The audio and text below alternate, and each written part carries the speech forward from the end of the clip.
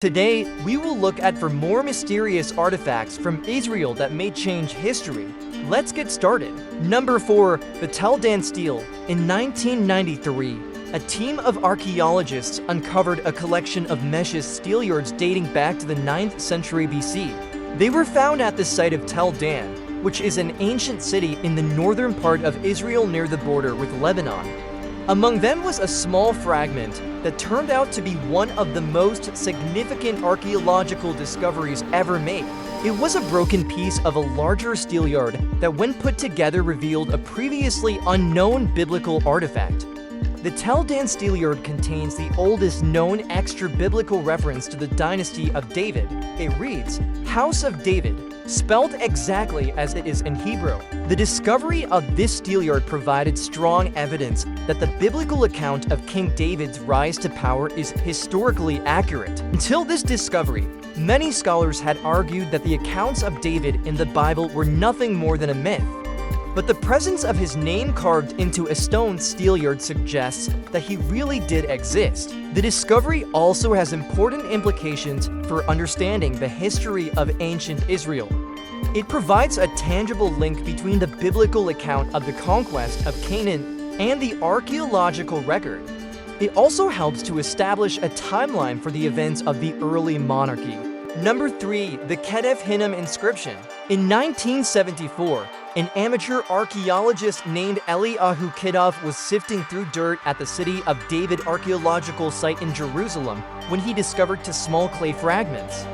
He carefully brushed away the dirt and realized that they were inscribed with ancient Hebrew letters. Together, the two fragments form a short inscription that reads, "Jerusalem, the city of the great king." This inscription is significant for several reasons. First, it is the oldest known inscription in Jerusalem. Second, it is the first extra-biblical evidence for the existence of King Solomon. Third, it provides valuable insight into the identity of the people who lived in Jerusalem during the 10th century BC. The inscription suggests that they saw themselves as part of a great kingdom under the rule of a mighty king. This helps us to understand the context in which the Bible was written. It also provides a tangible link between the biblical account of Solomon's reign and the archaeological record. Number 2. The Gezer calendar. In 1978, a team of archaeologists led by Nelson Gluck uncovered a collection of ancient artifacts at the site of Tel Gezer, an ancient Canaanite city in southern Israel. Among these artifacts was a broken piece of pottery that turned out to be a mysterious calendar dating back to the 8th century BC. The calendar is inscribed with the months of the year in ancient Hebrew. It is significant because it is the oldest known calendar from the ancient world.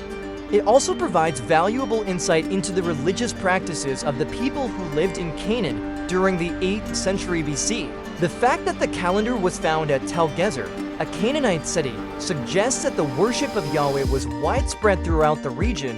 Number 1. The Siloam inscription. In 1990, archaeologists working at the City of David discovered an ancient water tunnel that had been carved into the bedrock of Jerusalem. The tunnel, known as the Siloam Tunnel, dates back to the 8th century BC. It was used to bring fresh water from the spring of Virgo into the city of Jerusalem. The tunnel is remarkable for its engineering feat.